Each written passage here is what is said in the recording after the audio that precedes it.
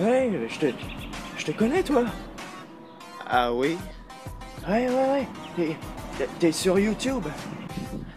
Oui, exactement. Je suis... Non. Dis rien, je vais trouver. Attends. T'es sur YouTube, tu fais des vidéos, Ah oui. T'es le gars qui fait des jeux vidéo d'horreur. Ouais. Comment il s'appelle? PewDiePie. Ouais, c'est ça, t'es PewDiePie. How's it going, bros? My name is PewDiePie. Ah, t'es super, mec, je t'adore. Qu'est-ce que tu fais avec ça? Range ça tout de suite, tu fais peur. PewDiePie, vraiment. J'ai l'air de ce foutu suédois. Non. PewDiePie, mais quel con! Il sait même pas reconnaître une vedette quand il en voit une. Oh putain! Salut tout le monde et bienvenue à ce nouvel épisode d'Horreur Critique. Pour la critique d'aujourd'hui, j'ai puisé un film dans ma collection de films de Vincent Price, un acteur assez populaire dans les années 50 pour ses films d'horreur.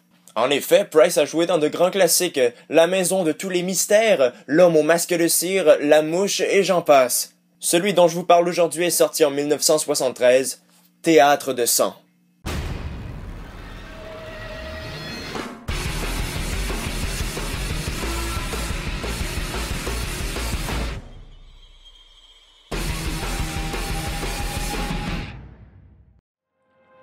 Edward Lionheart est un acteur de théâtre qui se considère comme un dieu et qui est injustement rabaissé par les critiques.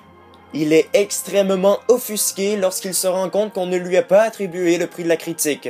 Se sentant humilié, il se balance dans la rivière du haut du 10e étage. Quelques années plus tard, plusieurs critiques disparaissent et sont plus tard retrouvés morts. Mais le plus étrange, c'est qu'on s'est inspiré des œuvres de Shakespeare pour les tuer. Lionheart obtient enfin sa vengeance. Un tueur en série qui s'en prend à des critiques. Je me sens en sécurité. J'ai trouvé l'histoire de Théâtre de sang assez originale et bien dans l'ensemble. J'ai beaucoup aimé les références shakespeariennes qu'on y faisait. Le scénario est écrit sur un ton humoristique qui rend les meurtres gore et macabres un peu plus comiques.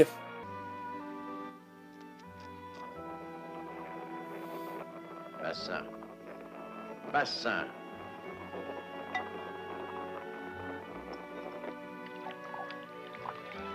Rajoutez à cela le flegme britannique.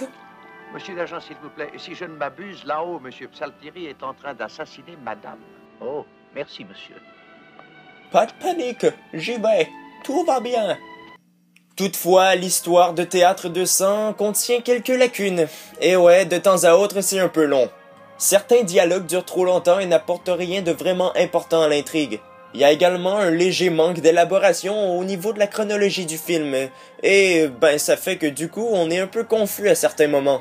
Mais sinon, la réalisation est pas si mal. Elle a été faite par Douglas E. Cox, qui avait réalisé Setting Target un an plus tôt. Ce qui m'a le plus frappé dans son film, ce sont ses meurtres. Il présente les meurtres au public de manière assez théâtrale. En même temps, il le fallait bien avec un titre comme Théâtre de sang. Et puis ils sont assez violents et graphiques pour 1973. Encore aujourd'hui, on le classifie 18 ans et plus, au Québec du moins. La réalisation des Cox est également assez efficace pour faire rire, plus que pour faire peur. Ça m'a un peu rappelé les contes de la crypte.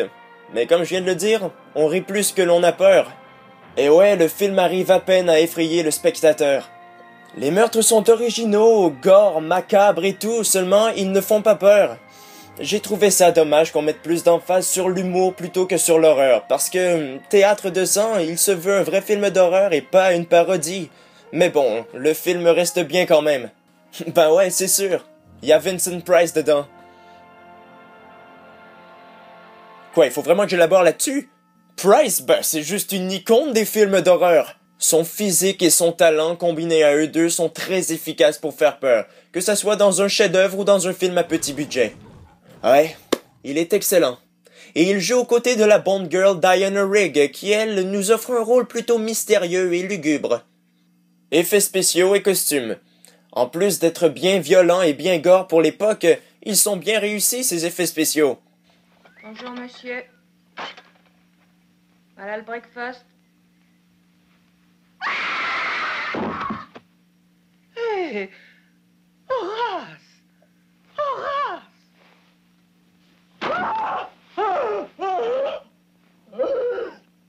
Monsieur Sprout. Monsieur Sprout. De plus, dans le film, Vincent Price porte plusieurs costumes en référence aux pièces de Shakespeare. C'est génial! En somme, même s'il n'est pas un chef-d'œuvre, Théâtre de sang est un film que je conseille à tous. Autant aux curieux qu'aux fans de Vincent Price, ce film est vraiment très bon. Je lui accorde une note de 7 sur 10 et je crois que c'est amplement mérité. Cet épisode d'Horreur Critique est à présent terminé, j'espère qu'il vous a plu.